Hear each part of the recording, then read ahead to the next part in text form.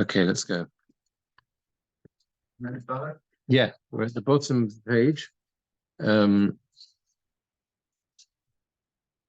Daled. Where? Mem Daled Omrit.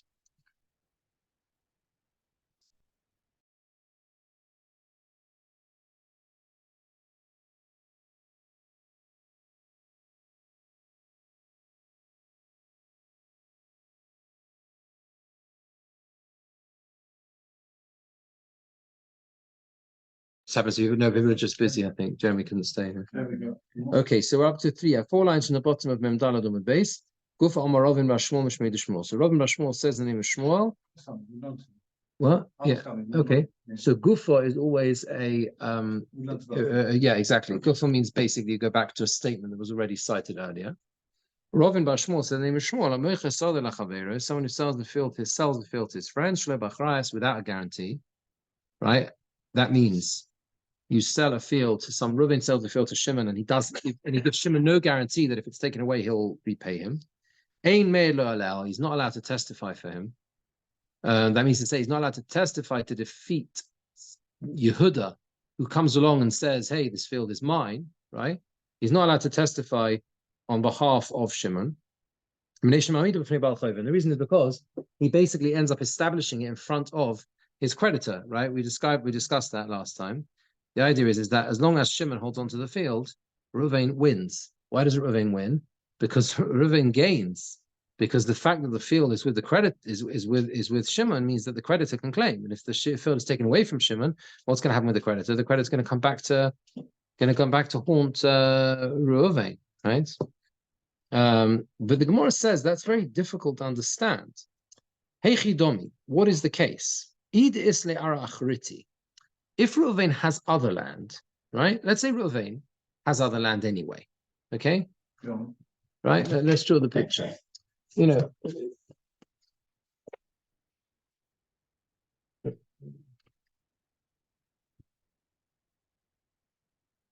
operation. So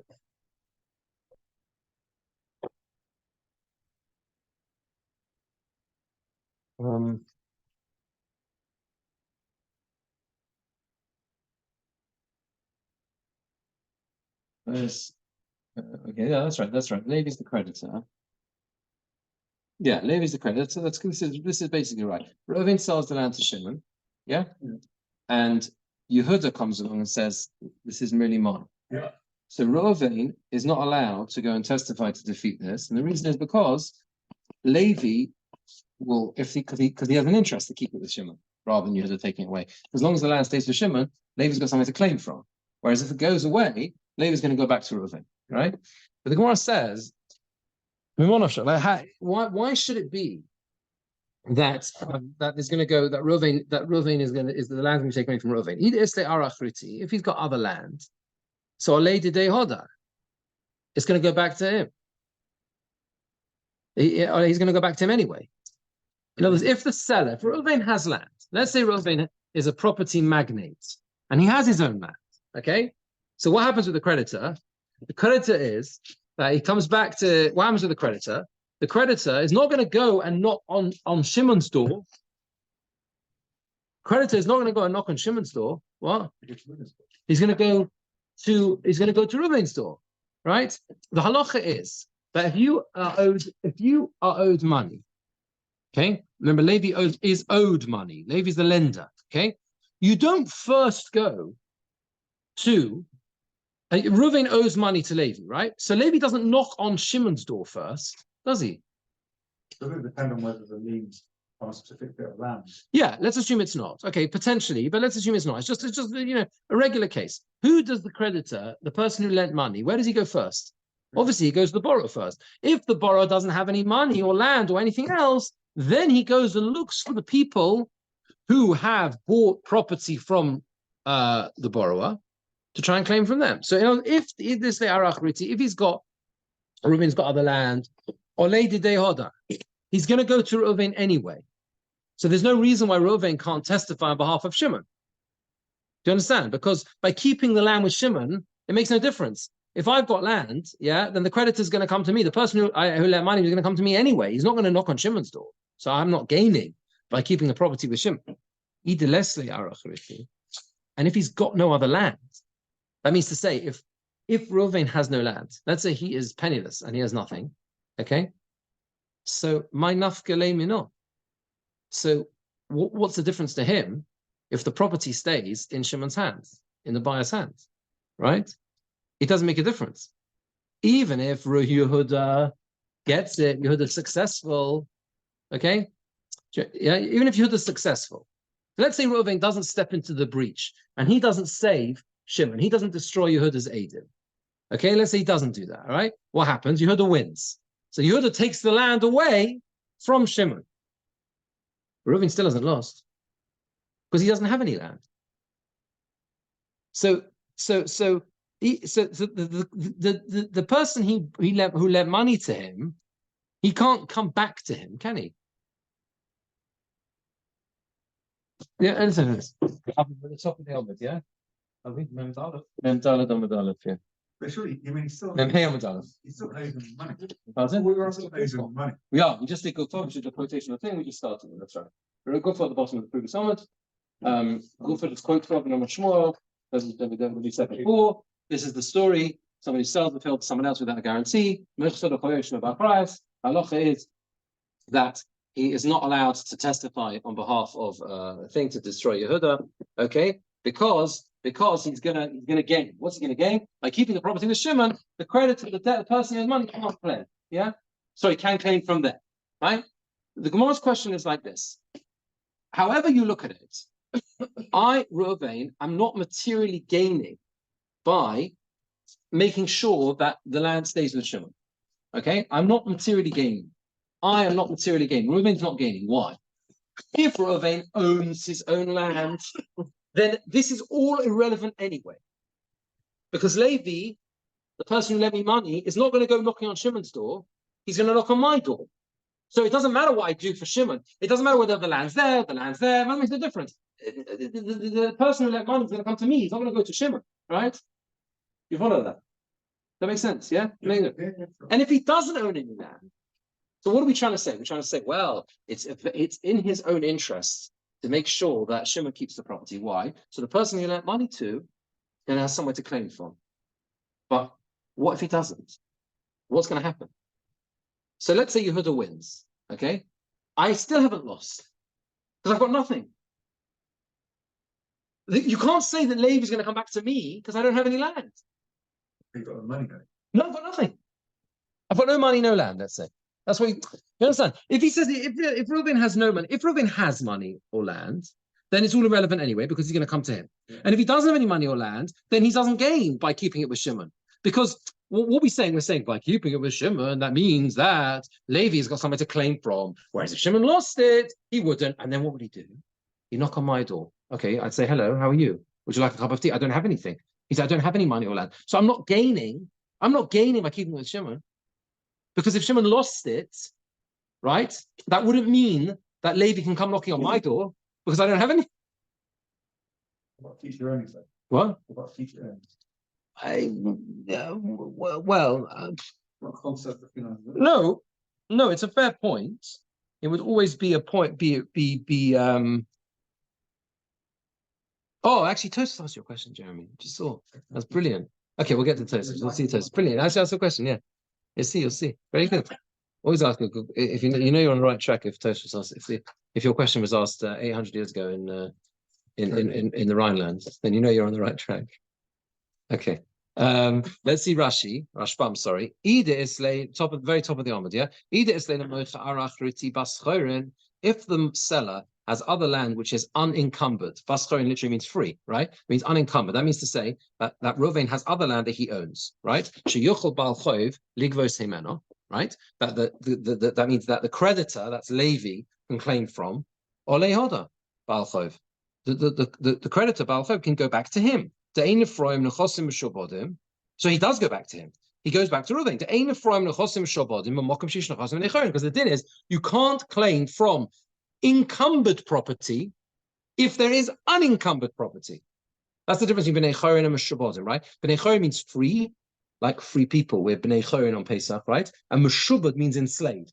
Property that I sell to Shimon is encumbered property. It's meshubad. Why? Because it's committed to someone else. I sold it to Shimon, right? Free property is property that my back garden is free property. It's unencumbered. Do you understand? The halacha is general klal across the whole of Shas.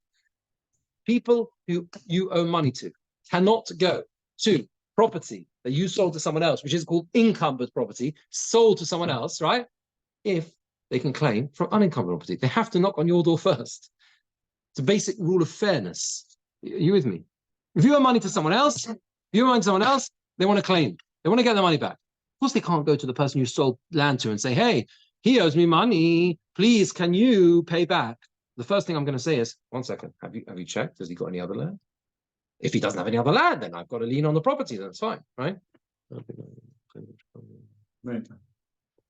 And interestingly enough, look at this. He says, "Vafilu hein ziburis," and even if they are poor quality, even if they're inferior quality, let's say Reuven has got a field, right, that is dodgy soil and it's not great and you can't grow many crops, whatever. That's called ziburis. It's just bad quality land, yeah.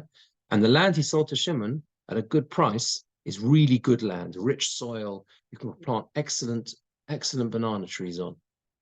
So you might think, well, Levi's got a pretty decent claim here. Levi's going to say, okay, listen, I don't want your rubbish land. I want to get the good quality land. And the fact that you sold it, so what?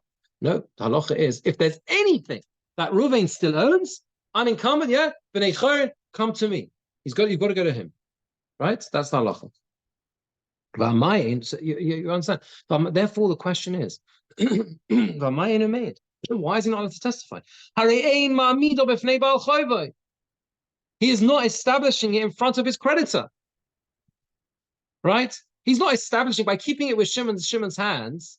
He's not establishing it in front of the creditor. The seller doesn't gain and doesn't lose out in time of the if it stays in the hand of the buyer. So he doesn't seem to stand to claim from this testimony at all. I'm just going to rub out the numbers. I think they confuse things a little bit. It's a bit confusing, the numbers. Does everyone understand this? Or you're like fully confused? You understand? Yeah. Then we'll shout at once. So, right.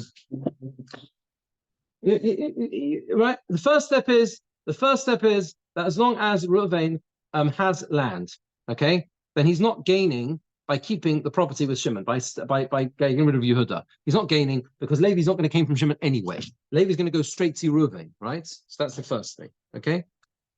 And if he doesn't own any land, let's say Reuven doesn't own any land, what's the difference? What is the difference if it stays in the hands of the buyer? Even if the ma'arer, that means Yehuda takes it away. The Baal Chov, the creditor, cannot take it away from, he can't claim from him, can't claim from the seller. Midi, anything. He doesn't have any property. He doesn't have any property. If Reuven doesn't have any land, yes, then what am I gaining by ensuring that Shimon keeps the land so that Levi can claim from it? Why? Because if I didn't testify, Yehuda would take away the land. And then what? Shimon has no land. And therefore Levi can't claim. And therefore what? So what? So he's going to come knocking on my door, but I don't have anything. And therefore, I'm not losing or gaining I'm not gaining materially by testifying on behalf of Shimon. That is the Gemara's question. And the Gemara's answer, is everyone okay with that? So the Gemara's answer is, La'olam, in reality, he's got no other land. Reuven's got no other land. If he's got no other land, why is it that he's gaining? The answer is to Omar, he says, Lo nicho, I don't want the havi lo v'rosha v'lo yeshalim. I don't want to be someone who borrows money, as opposed to give Mishlei, is called, so borrows money and doesn't pay back is wicked, basically. Lo v'rosha, a rosha borrows money, v'lo yeshalim doesn't pay back. It's a very interesting concept. We've come across this before. The material gain that Reuven gains by testifying on behalf of Shimon, yes, that the property is in fact not Yehuda's, but actually belongs to Shimon, and Yehuda's therefore out of the picture, is that it enables his creditor, that means the person who lent money to him, who is Levi in this scenario, to claim from. How does he gain from that? I'm not gaining materially because if Levi can't claim, he's not going to get it from me because I don't have any land, right? But he's going to gain. I'm going to gain because I'm going to be called a trustworthy person. That's a gain. If Levi has nothing to claim, if Levi can't claim from Shimon, what happens? No, what people going to say to Reuven?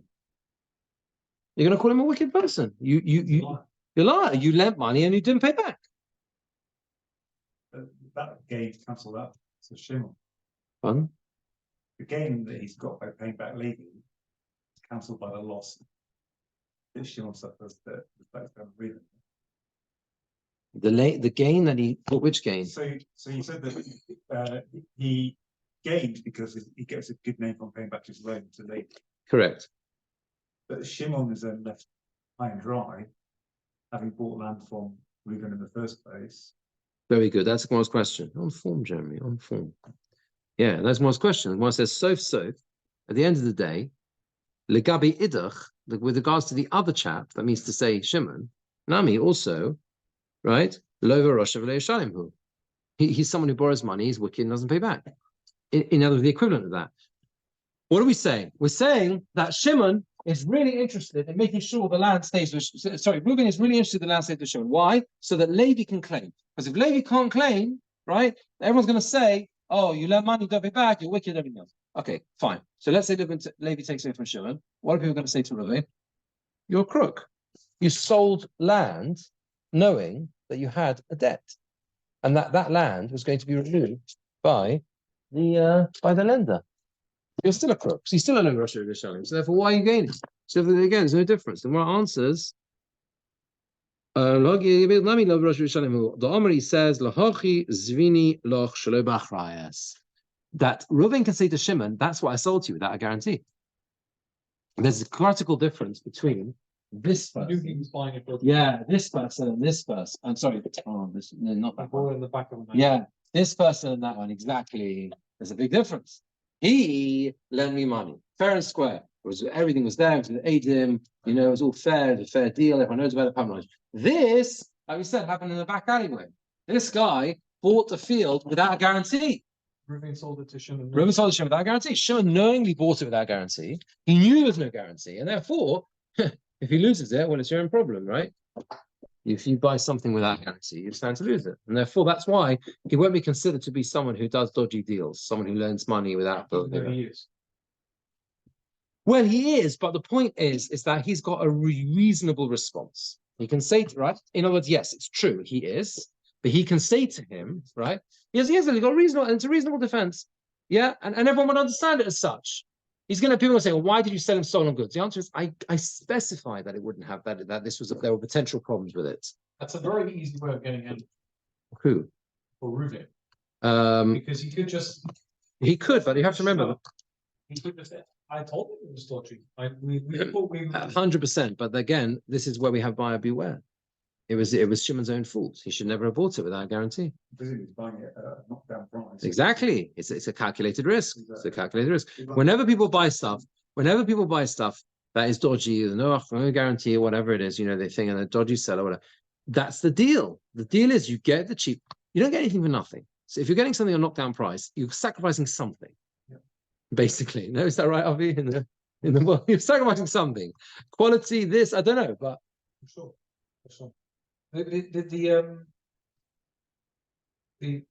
Lost my thing.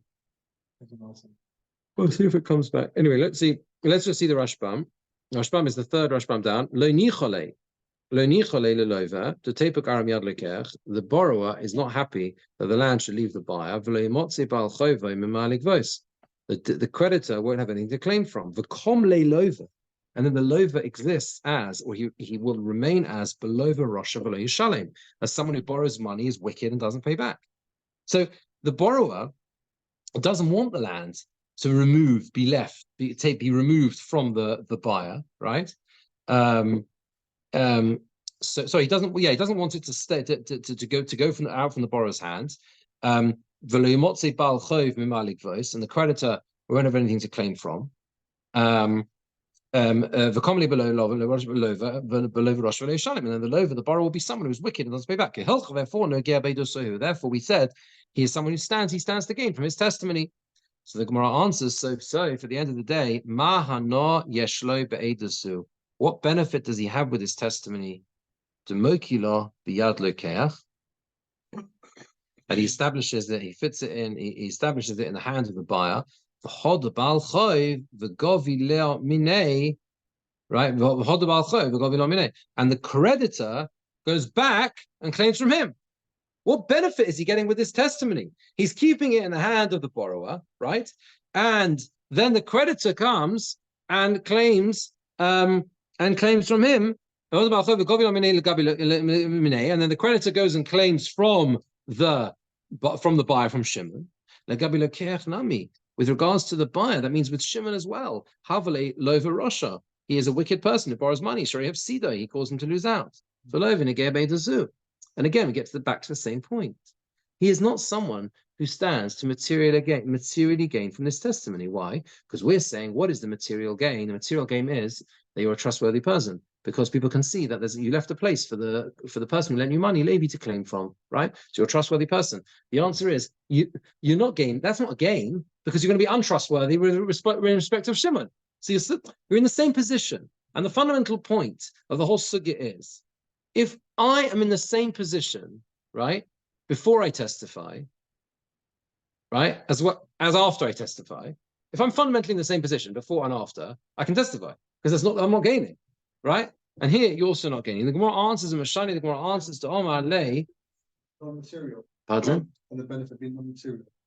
Yes, that's what we're saying. Can be non-material, yes. So reputationally. Yeah, absolutely. That's what we're saying. Yeah, that's exactly what we're saying. Mashani, the answer is to Omar Lei said to him,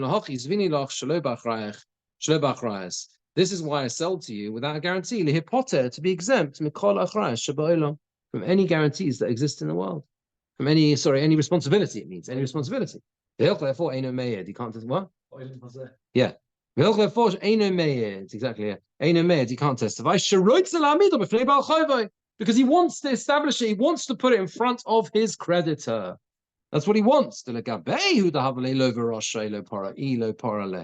with regards to him, he's a wicked person who doesn't pay back, right? He's a wicked person who doesn't pay back if he doesn't pay back, right? With respect of him, he's a person who's wicked, and if he doesn't pay him back, right? That means to say, with regards to Shimon, he's not wicked. Why? Because Shimon sold without guarantee. He knew he was getting stuff into, but with regards to Levi, he is. And therefore, that's why he's standing to gain materially. Yeah. Is Ruvain allowed to sell a field in a normal case in a legitimate way? Yeah. If he borrowed money from someone? It's a good question. Why should he not be? There's no restriction on Let's sale. say he borrowed £20,000. Okay. Let's say he's got a field which is around £20,000, right? In theory, Levi could use that as a sort of claim. Yeah. If he runs away with his loan, with his money. But if he's now selling his only asset, which can be used as a way to pay back his debt, would the base then stop him? It's a good question. If he was doing it legitimate. It's a good question. I don't think there's a restriction on being able to sell. I don't think so. It might be different if it's like been specifically designated, but if not, I don't think so. If the loan is not, in terms of halacha, does he have to go? If the loan is not due now, then I don't think there's a restriction. But it's not secure. You're saying it's secure or unsecure? Secured. Well, it's automatically secured. If you own a piece of land, the loan is automatically secured on your property, even if it doesn't specify in the document. I'm just wondering if he's allowed to do it legitimately. Yeah, it's a good question. It's a good question. I think he is. I think so. Whether he's allowed to do it morally, it's a different question. But I don't think there's a restriction on him selling. That's the whole point. Morally. There is an interesting question, because the Gemora discusses elsewhere that a buyer can say in the first parak, I think above a couple. Isn't here above Basra Rabbi Birnbaum? There's a conversation that basically, let's say you have a sequence of buyers.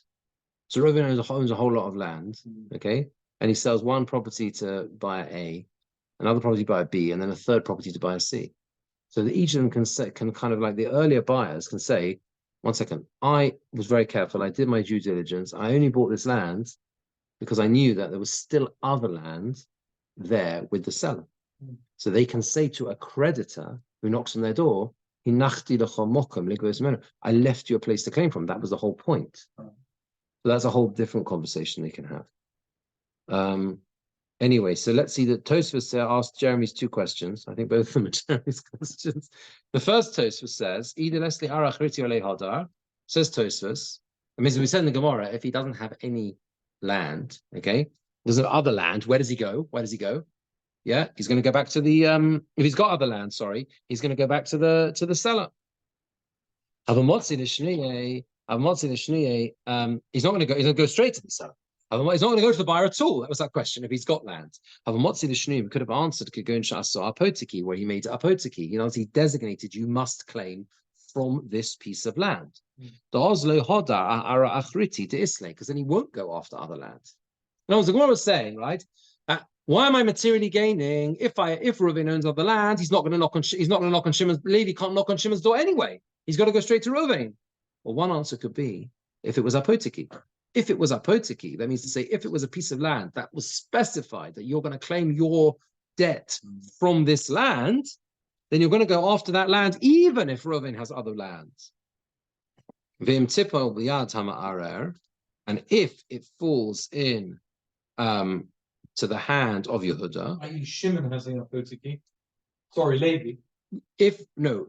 Yeah. When Levi lent money to Reuven, he specified that he was going to claim his debt back from a certain piece of land, and that's called apotiki. Levi who has a apotiki. Well, he's got the right to claim it. Right. But then Reuven sold that apotiki to Shimon. That's the piece of land he sold to Shimon. Okay, so the Gemara could have said, the Gemara says, if he's got other land, he's not gaining. Why? Because everyone's irrelevant. He's going to claim from Reuven straight anyway.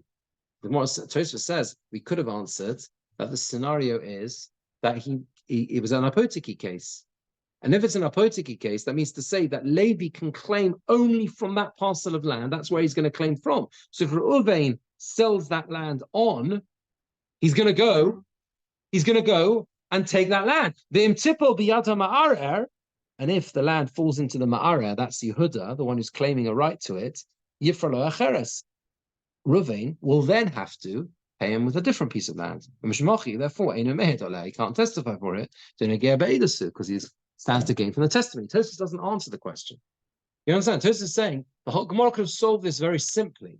The Gemara could have said, you know what we're talking about? We're talking about that piece of land that Reuven sells to Shimon was the designated piece of land that Levi was going to claim his debt from. Because in that case, of course, Reuven's gaining by destroying Yehuda, so the land stays with Shimon. Because as long as that land is with Shimon, Levi's going to take it because it's his apotiki. And if it's removed from Shimon, then Reuven's going to have to step into the breach and give him something else. So therefore, that Tosfos doesn't resolve it; just leaves it as a question. Now, my nafkamina, the next Tosfos, my nafkamina, what is the difference? So we said like this: we said if he's got no other land, my nafkale minor, what is he gaining? That means we said if Reuven has no other land, right? If Reuven's got nothing, then he's not gaining anyway by keeping it, by testifying on behalf of Shimon to keep it with Shimon. Because what's the worst? If I don't testify, who's going to take it away? And then what? Then what? Levi's going to come knocking on my door. So what? I don't have anything. So I'm not gaining by keeping it with Shimon because I can't give anything to him anyway. Are you following? Yeah. So Tosfos says Tamar. This is astonishing. The nafkamina, there's a very simple practical difference. Sheyifteru imisasher. He will become exempted if he becomes wealthy, which is exactly Jeremy's question. In other words, basically, there is a material gain that Reuven's gaining, even if now he's got nothing. He's destitute. He's got nothing. He's got no land, he's got no money, nothing, right? So if Levi knocks on his door, I don't care. Can't pay him back at all, right? But what do you mean? Of course there is, because if I keep the property, if I testify to destroy Yehuda, so the land stays with Shimon, so what's going to happen? Levi's going to take the land, right? And everyone's happy. Levi's happy. I'm happy because I paid back the debt. Everyone's good, right? If Yehuda removes the land from Shimon, Levi's got nowhere to claim his debt, and the debt remains. You said that I've got nothing to pay him back, therefore I'm not losing out. Yeah, but if I make money tomorrow, he'll come back to me, won't he? Mishema Bishvil Cain, says Tosfos as an answer, it's possible that Bishvil Cain, because of this, Ein Leposlo Le'edus. we should not disqualify him from testimony, given the hashta lo marviach midi. Since now, at this moment in time, he's not gaining. Very interesting concept. So it's true, Tosfos says, it could be that actually there is a possible material gain in the future. That if Reuven ever makes any money, he's going to end up losing out. Why? Because if the land, yes, is removed from Shimon, then it's always going to hang over him this debt, right? So that's a problem, right? That's a problem, right? But the halacha is you won't disqualify him from testimony as a result, because at the moment he's not benefiting. You have no idea if he's going to gain or not. Correct. We have no idea if he's going to gain. Pardon? It can go either way. That's true. That is So true. at the time of the loan, we have no idea where it's going to go. But the loan's Yeah. back. You can't get away from it. So Correct. The loan is a fact, but the point is that you could argue. Tosfos says that. The markets could crash. It could go the other way. That's right. That's what I'll be saying that maybe he won't make any money. And the point is, You can't- no, that's the point. The point is we don't speculate. That's right. We don't speculate on futures. We don't speculate that maybe Reuven's going to make money, and if Reuven makes money, he's going to stand to gain from keeping it with Shimon, because that means Levi will be able to take it, and I'll be safe from the future. 1 second. No. At the moment, does Reuven have any land? No. If Reuven doesn't have any land at the moment, then as far as we're concerned, at the present moment in time, maybe he'll never make any more money. So the present moment in time, is he gaining materially? No. If he's not gaining materially, he should be allowed to testify. Why can he not testify? Solely because by testifying, he saves himself from being called a Rasha. That's being wicked, right? Because he So he's concerned with reputational. that is the conclusion of the Gemora. That is the material gain, the reputational protection.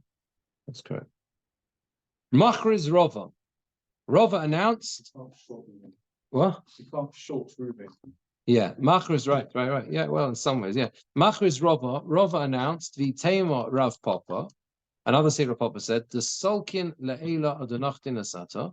This is like an announcement for those who travel to Eretz Yisrael. They go up. You go from Bovel to Eretz Yisrael, you're always going upwards, right? Even though Bovel is in the north and Eretz Yisrael is in the south. But you go upwards because you're going upwards. Bovel is very low. It's low lying. You go up. Because you're going to the Kedusha. As well. But it's also geographically located. No, geographically it's down south. No, it isn't, but it's higher land. It's higher ground. Oh. Babylon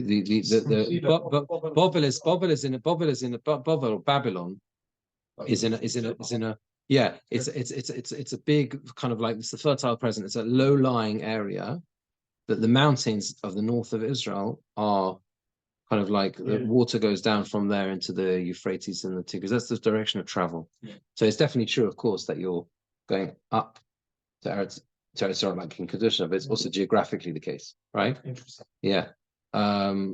So that's it. And there's a continue. I mean, there's a spine of mountains that there's a ridge that goes, I think, continuously down the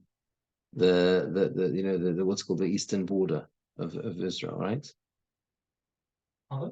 Not mountain. Well, no, it's not continuous, but you've got the mountains of the Galil and the Golan, and then you go to Yerushalayim as well. It's a line. What? You come from the Golan. Correct. That's what I'm saying. But those mountains, there's a line there. Yeah, if you know what I mean. Yeah. This Babylon's to the right of. It is to the right, and also to the north. It's north and right. From Iraq, you'd be coming from the north. It's above. It's above. By the Golan. It's not much in it. It is. Okay. It's a northeast. It's northeast. There's a pasuk in Yeshaya in Yirmiyahu where there's a vision which is shown to Yirmiyahu with a bubbling kettle, I think, and the spout is tilted to the north. It's the first of Torah, the first of the 3 weeks. Okay, and it says Mitzofin Tiftach Hara, from the north. That's where the evil will open. It was like a vision that the Babylonians were going to come and destroy the Beis Hamikdash. So the Salkin Eila the Nachtin Asat, those who were going up to Eretz Yisrael and those who were descending to Bovel, and he announced the following thing: Hi Bar Yisrael, if there's a Jewish person, the Zovin le Chamra li Yisrael Chavrei, who sold a donkey to his friend the Yisrael. So you have a Jew who sells a donkey to another Jew, and the goy, a non-Jew, comes along and takes it from him. Honestly, it's like onus is an accident. It's like a band. Here it means a band by force. By force. Yes, you with me? Dinahu, the din is, or the right thing to is, the maftzile minei, that the person who sold it to the Jew has to go, right? Has to go and basically fight it out with the Gentile who has taken the donkey. Because the non-Jew will listen to the din. Will listen to the din. That's we're assuming. Okay, that's the assumption. Okay. So basically this is the story. New case. Wow. New case.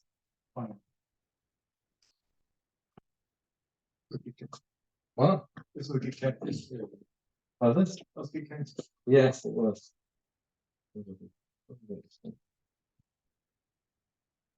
Okay, we can do this in a minute. Just see the way of doing.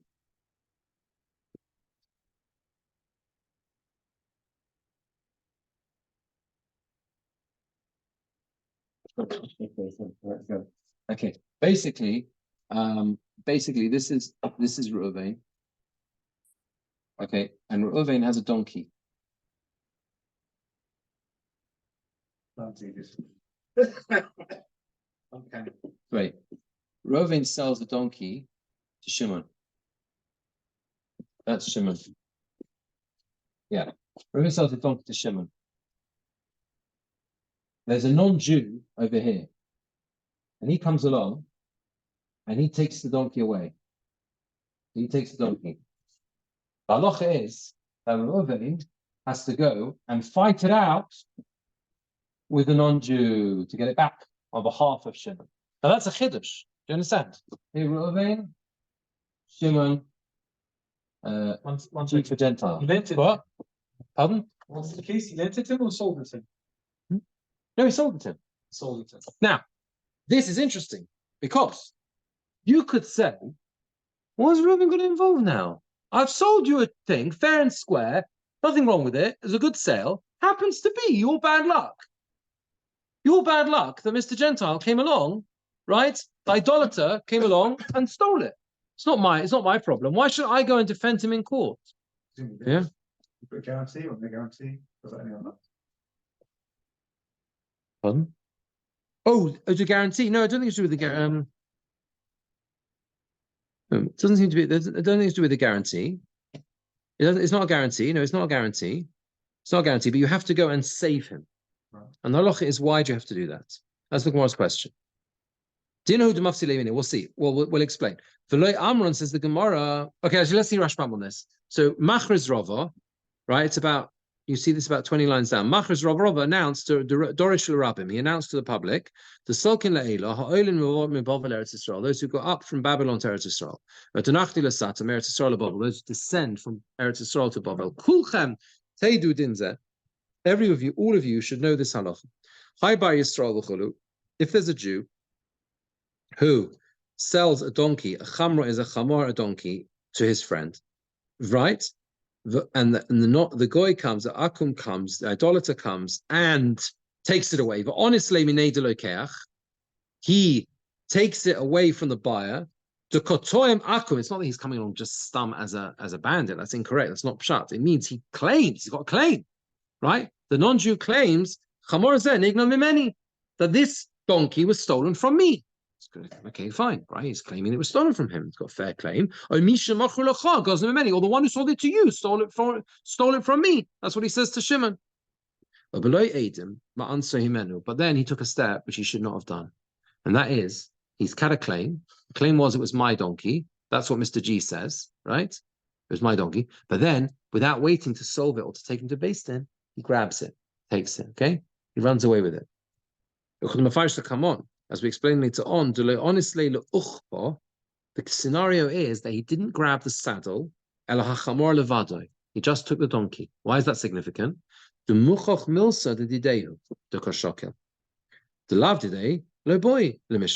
This is a proof that he's telling the truth, that he's only taking his own property.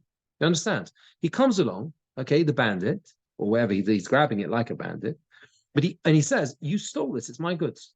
And you know how he's the reason why we think he may be telling the truth is because he doesn't take the saddle. He only takes the donkey. And that means that he only wants his item. I'm also going on the assumption that Reuven hasn't received money yet from Shimon. No, he hasn't. Why not? Why does Reuven have to chase the guy? That's the question. That's what the question. That's the question. Why should Reuven? It makes a difference then. Well, no. We're saying he's got a duty. He's got a duty to go and defend Shimon in court, like to get the donkey back, basically. Yeah, the G comes along and takes the what's it called, right? What? The donkey. Yeah, takes the donkey. And Reuven's got responsibility to go and fight it out with him in court. And the question is why, right? Now, the point is, the case is that no, it is well, whatever. Well, we'll see. Whether he takes them. Well, we'll see. We're going to do. Rasham's going to talk about that. So again, the point is, there's a clear proof that he's got he seems to ostensibly, prima facie, have a legitimate claim. Why? Because he only takes what he owns. And that which he doesn't own, he doesn't take. He just takes the donkey and not the saddle. Therefore, it is the din. The din is the maftzile, that he needs to defend him. Maftzile means he needs to release him, literally. Is a pasuk in Tehillim, the one who releases David, his servant, from an evil sword. So maftzile really means to release, to defend, right? The Yovi Eidim, and he has to bring witnesses. The Yodin im Akum. How does he do this? He brings witnesses and he judges. He enters into a court case with the Akum, with the idolater. Maybe he'll be successful in retrieving it. Why? Why would you think he would be successful, but din in judgment? The Akum tzaisi din oheim. Because the Gentiles they said the idolaters, they did listen to din. The Dafka Akum. But this only applies to an idolater. Honestly, Yisrael no maftzile. But if Yisrael takes it in banditry, in this way, he doesn't have to go and defend him. If Mr. G is actually Yisrael, he doesn't go and Reuven doesn't have to defend him. Ela yitzva'enu badin. He should claim from him in judgment, in din. Dein koach Yisrael nigzar chamor mechaveira v'lo edim v'lo raya. Because there is no strength and capability and power for a Yisrael to steal a donkey from his friend without witnesses and without proof. So in other words, if this person down there was a Yisrael, Reuven doesn't need to get involved. And it's a straightforward fight out between Shimon and the person who stole it. If you steal my donkey, I take you to court. Excuse me, you need proof, you need Adim, not happening, right? But in a scenario where this person is an idolater, so therefore, and we have evidence that he might be telling the truth, that in fact it was stolen from him. And what's the proof? The fact that he only takes the donkey, not the saddle. He says, I'm only taking what's mine. I'm only taking what's legitimately mine, right? In that situation, Reuven has a responsibility to go and defend the person he sold it to, which is Shimon. Well, effectively releasing Shimon. How does he release Shimon? By getting the donkey back, by trying to get the donkey back. He's got to go and fight it out with the Akum in court. Why is Israel? Because we don't have a responsibility to get it. Because if it's Yisrael, he doesn't have any ability to take it. I think that's the point. If this person down there is Yisrael, he should never have taken it. And if it doesn't matter what claim you have, what proof you have, or the fact that you might be telling the truth, might not be telling the truth, you've got to take him to court. You've got to have proof. Adim. There's rules. We have our rules. That's how it is. Whereas if the case is different, so he's an idolater. He's not one of the Jewish people. So therefore, he has his own. It seems. There's another system involved, at least, or he's coming along with a legitimate claim, and he's taking it away, and maybe he's telling the truth. So the question is, who is the one who is responsible to face him in court? And we're saying that in this particular scenario, Reuven is the one who has to face up to him. Yeah. Tosfos really asked this question. If you look at Tosfos, there's Dinahu de Maftzile, the third Tosfos, Teimon Rashba. There's the Rashba asked the following question. Reuven should say to the Akum, I see Raya, bring a proof, the Bedin Torfa, that you took it fair and square. Bring a proof that you took it fair and square, halachically, legally. Ba'ashalim l'cha, and I'll pay you back. Right? Bring a proof that you took it fair and square, and I'll pay you back. Because even with regards to Israel, you can say this. How much more so with regards to an idolater? It's a very simple thing. You can just say to him, you being a proof that you took it legitimately, and I'll pay you back. Right? If you can say that to Israel, why shouldn't I say that? Why shouldn't I say able to say that to him? How much more so can I say that to an Akum? So why is it that he can't do that?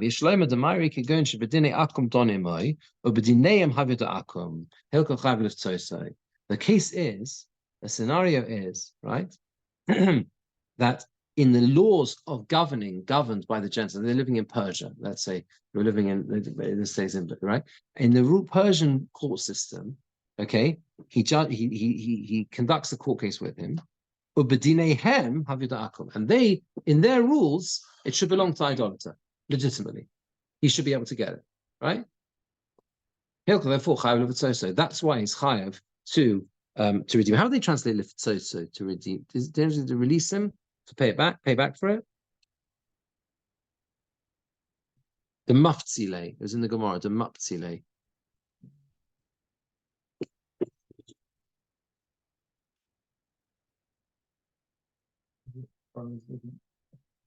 To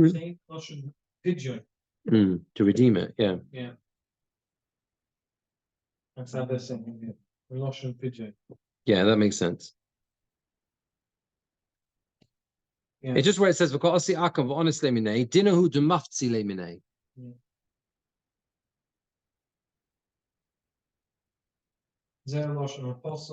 Yeah. Yeah. No, I'm just interested to know how they. Yeah. Well, we find it exactly. Can you see the story? The beginning of the story. Rava announced. Machriz Rava. Yeah, that's it. So a bit further than that. There's a dinner. It's a dinner who de maftzi lemine.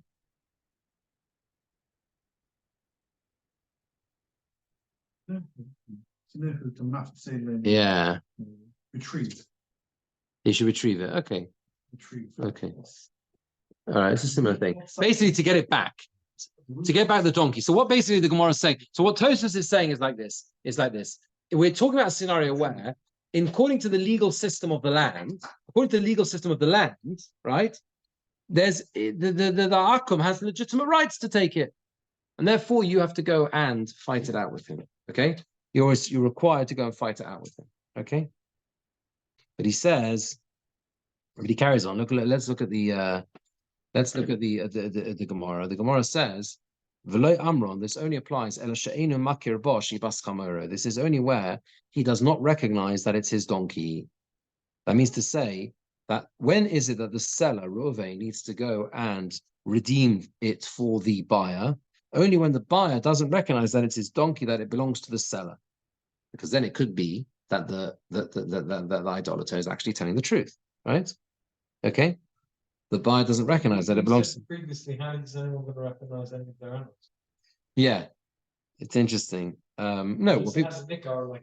something so recognizable. You can have ways of doing that. You can have doing it. In other words, for sure. It's not like...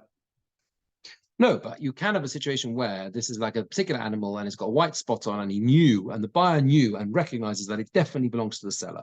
If the buyer knows and recognizes that it belongs to the seller, okay, then there is far more legitimate grounds to say that this akum is actually just a crook. Okay, as we say, there's only when he doesn't recognize that it belongs to the they doesn't recognize exactly that it belongs to the seller. If he recognizes that it belongs to the seller, it belongs to Reuven, then he can't claim it. And the reason why he can't claim it is because it's clear that it belongs to Reuven. It's clear it belongs to the seller. Okay. He can't recognize. He doesn't know if it's from the seller or from the goy. That's right. Then it may be legitimately it is owned by the goy, and if it's owned by the goy, therefore I've got to go and defend him in court. But if it's clear to the buyer. If it's clear to the buyer, to Shimon, that it belongs to Reuven, he recognizes it, then Reuven doesn't have to go and defend him. Doesn't have to go and defend him because we can assume that this was just a basic case of illegitimate theft. Reuven is not responsible. Let me just be clear about this. Reuven is not responsible if this Mr. G is actually just a thief. If I sell something, if Reuven sells them to Shimon, right, and then Shimon happens to be encountered by highway robbers and they grab it, I'm not responsible for that. Yeah. Okay? When am I responsible? If there is a scenario which lends itself to say that it's quite likely that I sold you dodgy goods, that it actually belonged to them, and their claim is right. And if the facts point in that direction in some way, for example, the indication that he just took the animal and not the saddle, right? Or here, because I didn't recognize that it's mine. I didn't recognize that it was, sorry, that it was ever his. The buyer never recognized that it was actually, it doesn't recognize that it's the seller's animal, which again lends credence to the fact that maybe it does belong to the Mr. G. You understand? In that case, that's where I've got a responsibility, because maybe it really doesn't belong. Maybe I sold you stolen goods. Okay? That's what we say. We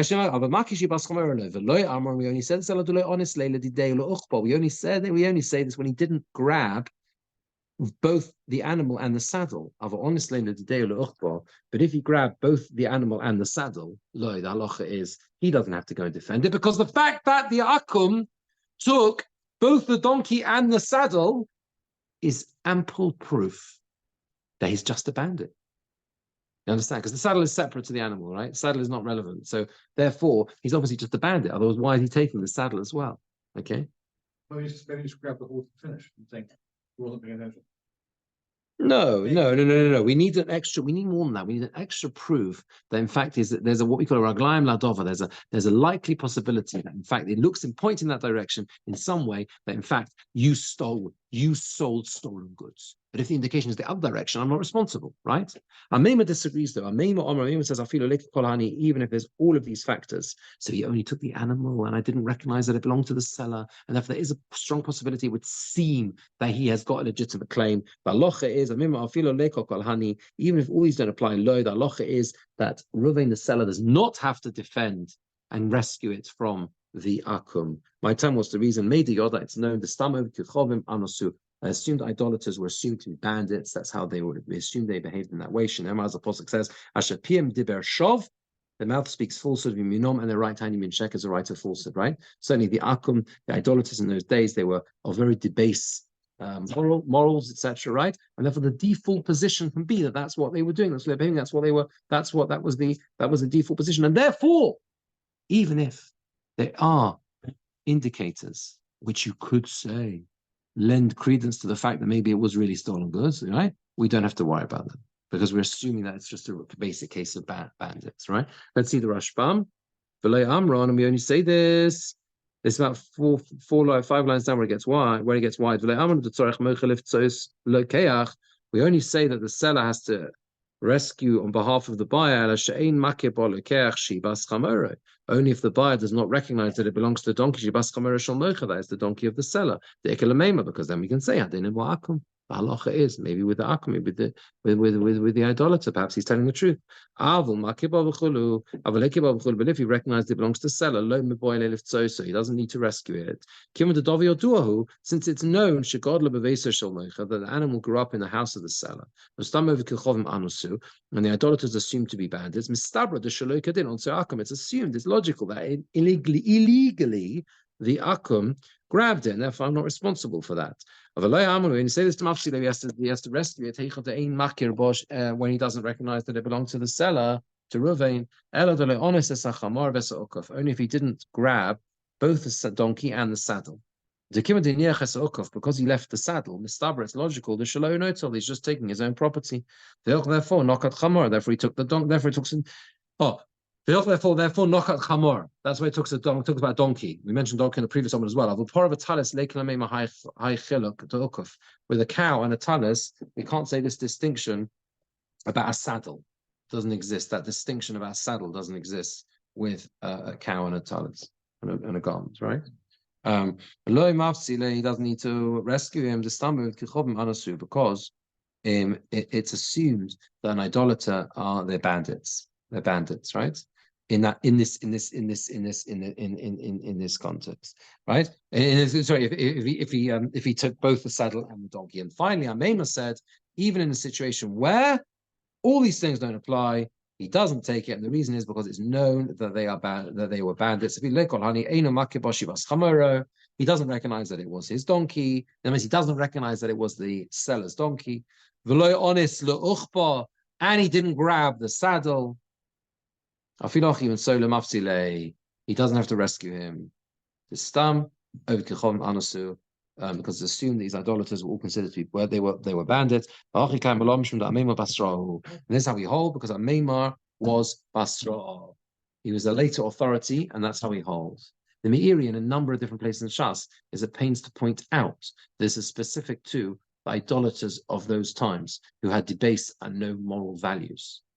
The Meiri tells us that in contemporary times, religions that are founded, even not Judaism, but founded